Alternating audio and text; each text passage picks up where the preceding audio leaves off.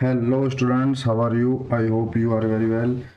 तो स्टूडेंट्स, मैं प्रदेश कुमार आपके अपने चैनल पहलवान में फिर से एक वीडियो लेकर प्रेजेंट हुआ हूँ। तो आज का जो मेरा टॉपिक रहेगा वो रहेगा research and statics in physical education. तो इसमें जो एमसीक्यू में मैंने बताए थे 25 एमसीक्यू मैं लेकर आया हूँ, और इसमें वेरी वेरी इंपॉर्टेंट, सारे ही इंपॉर्टेंट हैं। पिछले जो एग्जाम हुए हैं उनमें कितनी बार पूछे गए हैं, पिछले टाइम से बहुत पूछे जा रहे हैं, कुछ मेरे अलग से बनाए हुए हैं। तो दोनों का ही संकलन जोड़ के बताया है। ये आपको इसमें से कम 7 से 8 क्वेश्चन आपको हो सकता है मिल जाएं। तो मैं एक बार उनको बता देता हूँ। तो ये शारीरिक शिक्षा में अनुसंधान और सांख्यिकी। तो इसमें हमारा पहला क्वेश्चन है 16 प्लस प्लस 20 और इज इक्वल टू। तो इसमें प्लस प्लस प्लस हो जाएगा, plus plus equal to plus, तो minus plus equal to minus, plus minus equal to minus, plus plus equal to plus. तो 16 प्लस 20 हो जाएगा 36। तो इसका आंसर हो जाएगा आपका 36। Next, the difference between upper limit and lower limit is of A class is called. किसी वर्ग की उच्च सीमा और निम्न सीमा के बीच का जो अंतर है उसको क्या कहेंगे? तो उसको हम कहेंगे क्लास एक्सपेंशन, वर्ग विस्तार। तो इसको वर्ग विस्तार बोलेंगे। नेक्स्ट, तीसरा आता है क्वेश्चन। तीसरे पर क्या बोलते हैं? I sign is the sign of. तो जो आई है, इस आई को किसका संकेतक मानते हैं? तो क्वेश्चन क्या है देख लेते हैं एक बार और हिंदी में। आई चिन्ह किसका संकेत है? तो ये संकेत है आपका, इसका ही रहेगा क्लास एक्सपेंशन। तो जो हमारा वर्ग विस्तार है इसको इससे डिनोट करते हैं, वर्ग विस्तार को। Next question, in the process of conducting research formulation of hypothesis is followed by statement, objectives, analysis of data, selection of research tool, collection of data. तो अनुसंधान करने की प्रक्रिया में जो हमारा परिकल्पना का सूत्रीकरण है के बाद निम्नलिखित कार्य किए जाते हैं। तो इसका जो आंसर रहेगा वो आपका रहेगा सिलेक्शन ऑफ रिसर्च टूल, अनुसंधान उपकरण का चयन। तो स्टूडेंट्स, मैं बताना चाहूँगा इसमें जो आज रिसर्च और स्टैटिक्स में सबसे ज़्यादा जो पेपर हैं वो रिसर्च से हैं। जो वो रिसर्च और स्टैटिक्स के जो क्वेश्चन है उसमें रिसर्च के ज़्यादा हैं। और ये रिसर्च के अंदर research methodology and teaching aptitude दोनों के क्वेश्चन इससे ही आते हैं। और नेट का जो फर्स्ट पेपर है, जो यूजीसी का नेट है की परीक्षा होती है, उसमें 2 पेपर होते हैं। फर्स्ट पेपर में जो आपका research methodology and teaching aptitude, ये दोनों आते हैं। और सेकंड पेपर आपका सब्जेक्टिव होता है, जो आपके सब्जेक्ट से रिलेटेड होता है। जैसे हमारा सब्जेक्ट है फिजिकल एजुकेशन, तो हमारा सेकंड पेपर फिजिकल एजुकेशन का होगा। फर्स्ट पेपर जो है वो teaching aptitude and research methodology. तो ज़्यादातर क्वेश्चन इसमें रिसर्च मेथोडोलॉजी से हैं, लेकिन बट जो एग्जाम में आएंगे वो स्टैटिक्स आएंगे, रिसर्च मेथोडोलॉजी से नहीं आएगा। ज़्यादा बहुत क्वेश्चन आएगा, 4-5 क्वेश्चन आ जाए, लेकिन ज़्यादातर क्वेश्चन स्टैटिक्स से रहेंगे। तो रिसर्च मेथोडोलॉजी और ये सब कुछ हार्ड है। सीटेट में भी इसकी प्रिपरेशन कराई जाती है, यूजीसी नेट में भी कराई जाती है। तो ये मोस्टली बीएड एमएड सब में पूछा ही जाता है, research methodology and teaching aptitude. तो इसमें 5वां क्वेश्चन नेक्स्ट आ जाते हैं हम। The formula for calculating QD is. तो क्यूडी की गणना करने का सूत्र। क्यूडी क्या है हमारा? क्यूडी है हमारा क्वार्टाइल डेविएशन। तो जो हमारा चतुर्थक विचलन है उसका जो फॉर्मूला हमारा रहेगा वो रहेगा Q3 माइनस Q1/2। तो ये इसका फॉर्मूला रहेगा। मैंने इससे कल इसके ऊपर वीडियो भी डाली थी, तो इसको बताने की जरूरत है नहीं, ज्ञात करके भी दिखाया था मैंने कैसे ज्ञात किया जाता है। तो इसमें कोई दिक्कत है ही नहीं। नेक्स्ट, छठा क्वेश्चन बोलता है which one of the following is a research tool. निम्नलिखित में से कौन एक शोध उपकरण है? तो इसमें शोध उपकरण कौन कौन से? ग्राफ नहीं है हमारा, आरेख नहीं है, चित्रण नहीं है, तो प्रश्नावली। हम जब रिसर्च करते हैं तो हमारा जो क्वेश्चनर है वो प्रश्नावली जो है वो हमारा शोध उपकरण ही माना जाता है, वो एक रिसर्च का टूल ही माना जाता है। क्वेश्चन हम लेते हैं रिसर्च करते टाइम तो हमारा एक रिसर्च टूल ही माना जाता है। नेक्स्ट क्वेश्चन 7वें पर, what is the mid point in a distribution of numbers called, संख्याओं के वितरण के मध्य बिंदु को क्या कहा जाता है। तो संख्याओं का जो मध्य बिंदु है उसको मीन नहीं कहा जाएगा, मीन हमारा औसत हो गया, ये स्टैंडर्ड डेविएशन मानक विभाजन हो गया, मोड हमारा बहुलक हो गया, मीडियन माध्य का हो गया। तो इसमें जो हमको देखने वाली चीज है वो मध्य बिंदु में मीडियन आएगी। तो यदि हमारे पास 5 नंबर दिए हुए हैं तो 5 नंबर हैं 1 2 3 4 5, तो 2 नंबर इधर और 2 नंबर इधर, हमको 5 नंबर दिए हुए हैं, बीच में से सेंटर में से 2 नंबर हम इधर निकाल देंगे और 2 नंबर हम इधर निकाल देंगे। 1 2 3 4 5 हमारी टर्म है, तो बीच की जो है कौन सी है, ये तीन हमारी मीडियन हो जाएगी। तो इसलिए इसको बोलते हैं what is the mid point in a distribution of numbers, median बीच का हो गया, तो इसलिए मीडियन इसका आंसर रहेगा। नेक्स्ट 8वें क्वेश्चन पर आते हैं। 8वां क्वेश्चन बोलता है which scientific method focus on testing hypothesis developed from theories, कौन सी वैज्ञानिक विधि सिद्धांतों से विकसित परिकल्पना के परीक्षण पर केंद्रित है। तो ये डिडक्टिव मेथड, इंडक्टिव मेथड और हाइपोथेसिस मेथड और पैटर्न मेथड।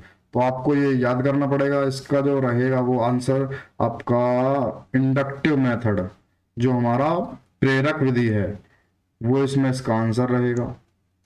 नेक्स्ट क्वेश्चन 9 पर आ जाते हैं। A common test in research demands must priority on, तो अनुसंधान में एक सामान्य परीक्षण बहुत प्राथमिकता की मांग करता है। तो इसका आंसर रहेगा रिलेबिलिटी, ये विश्वसनीयता, यूजेबिलिटी उपयोगिता, ऑब्जेक्टिविटी, निष्पक्षता। तो इसका 4 है, तीनों ही रहेंगे, ऑल ऑफ द अबव इसका आंसर रहेगा। 10 motivation research is a type of, तो मोटिवेशन रिसर्च जो है वो कैसी टाइप है, ये वेरी वेरी इंपॉर्टेंट क्वेश्चन है। कैसी टाइप है हमारी, क्वांटिटेटिव, क्वालिटेटिव, प्योर, अप्लाइड। तो प्रेरणा अनुसंधान एक प्रकार का शोध है, कैसा है, मात्रात्मक, गुणात्मक, शुद्ध, लागू। तो ये हमारा रहेगा क्वालिटेटिव। तो जो गुणात्मक है हमारा मोटिवेशन एक गुण है, एक क्वालिटी है, तो ये हमारा जो रहेगा रिसर्च में ये गुणात्मक शोध रहेगा। तो मोटिवेशन रिसर्च जो है वो किस प्रकार का शोध होगा, गुणात्मक। तो क्वेश्चन नंबर 11 पर आ जाते हैं। विच of the following is not an average, तो निम्नलिखित में से कौन सा औसत नहीं है। तो इसमें से औसत मीन, माध्य का मीन औसत हो गया हमारा, मीडियन, माध्य का, मोड, बहुलक, स्टैंडर्ड डेविएशन, ये हमारा मानक विचलन हो गया। तो इसमें जो हमारा ये तीनों मीन, मीडियन, मोड, ये तीनों एवरेज ही हैं हमारे, स्टैंडर्ड डेविएशन बिल्कुल डिफरेंट है। तो इसका आंसर डी रहेगा, स्टैंडर्ड डेविएशन। तो आ जाते हैं अब क्वेश्चन नंबर 12 पर। क्वेश्चन नंबर 12 बोलता है the data of research is generally, तो अनुसंधान का डेटा आमतौर पर है। तो अभी जो हमने ये देखा था हमने ऊपर, इसको देख लेते हैं एक बार। ये पूछा था प्रेरणा अनुसंधान, जो मोटिवेशन रिसर्च है, ये क्वालिटेटिव हमारा गुणात्मक है।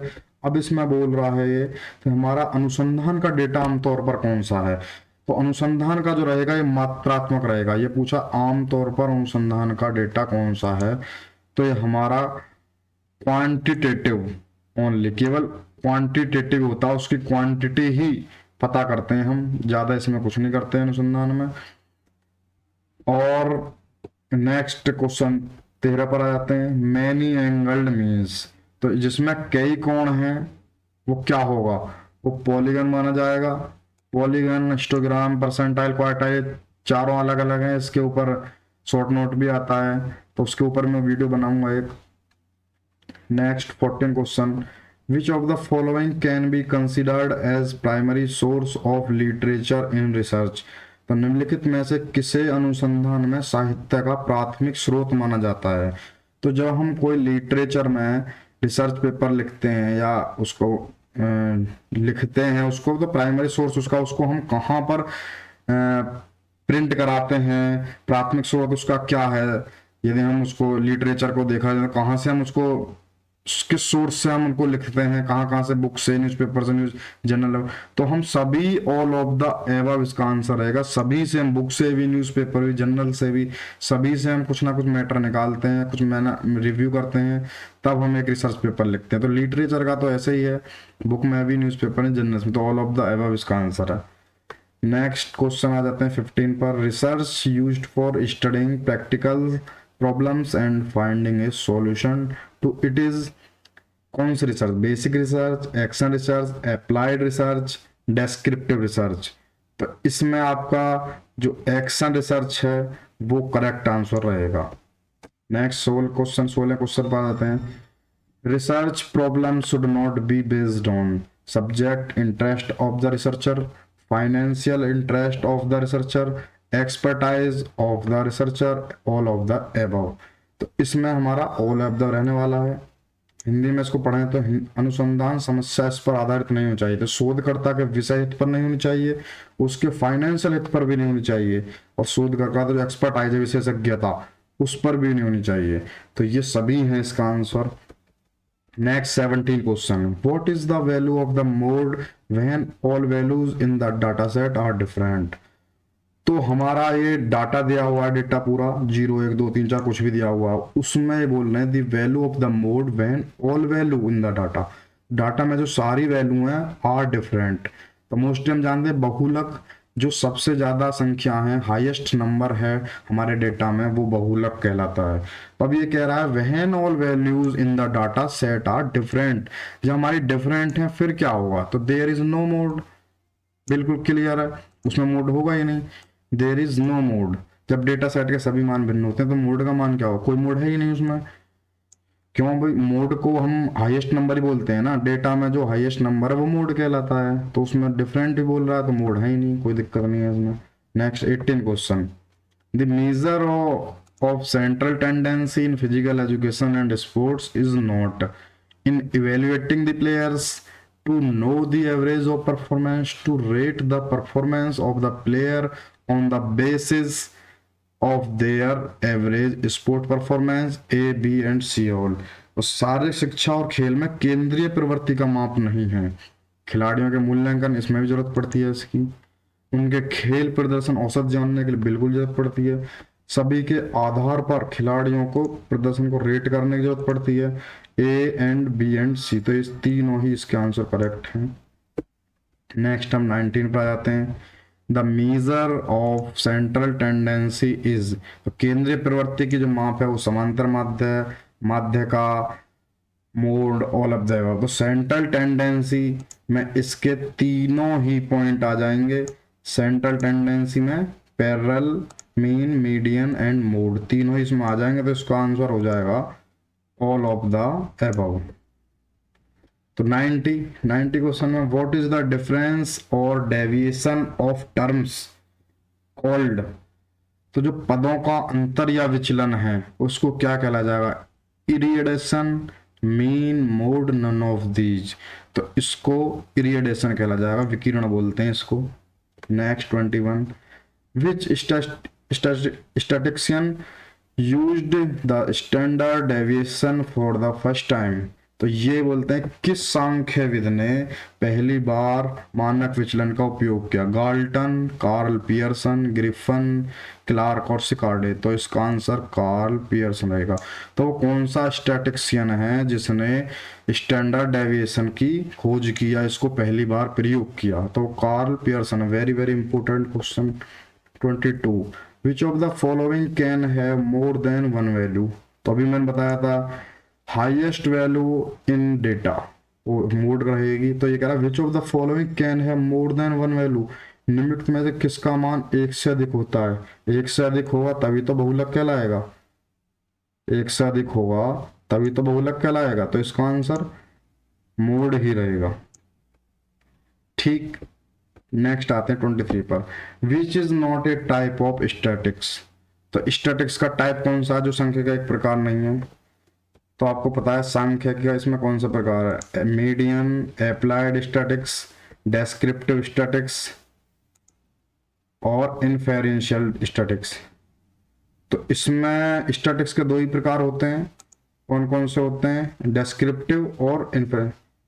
अच्छा, ये क्वेश्चन गलत है, which is not a type of static. ये दोनों तो टाइप होते ही हैं, ये कह रहा टाइप इसमें से कौन सा नहीं, तो दोनों तो ये होते हैं, तो ये क्वेश्चन हो गया हमारा गलत। ठीक है, नेक्स्ट क्वेश्चन पर आ जाते हैं 24, which is not a measure of variability. तो ये कौन सा, रेंज, वेरिएंस, डिस्पर्सन, मोड। तो इसमें से वेरिएबिलिटी की जो मेजर है, जो परिवर्तनशीलता का जो माप है, वो कौन सा नहीं, वो बहुलक नहीं है बस। बहुलक किसकी है, सेंट्रल टेंडेंसी की, केंद्रीय प्रवृत्ति की। नेक्स्ट लास्ट क्वेश्चन, जो ये वही आ गया question, what is the full form of QD. QD मैंने निकाला था, क्वार्टाइल डेविएशन इसकी फुल फॉर्म रहेगी, तो इसमें कोई दिक्कत रहने वाली बात है ही नहीं, क्वार्टाइल डेविएशन। तो स्टूडेंट्स ये थे 25 इंपॉर्टेंट क्वेश्चन, और इसमें आपको किसी प्रकार कोई दिक्कत नहीं होनी चाहिए। तो इसमें पूछे जाने वाले जो क्वेश्चन है वो ज़्यादातर स्टैटिक्स से ही है, रिसर्च से ज़्यादा नहीं पूछे जाएंगे। तो रिसर्च एमपीएड लेवल की चीज़ है, और ये बीपीएड में इससे ज़्यादा क्वेश्चन नहीं पूछे जाने वाले हैं। तो ये 25 क्वेश्चन आपके लिए हेल्पफुल हो सकते हैं बहुत। और इसी प्रकार वीडियो बने रहने के लिए आप हमारे वीडियो को सब्सक्राइब कर सकते हैं, वीडियो को लाइक कर सकते हैं और चैनल को सब्सक्राइब कर सकते हैं। Thank you, take care, bye bye.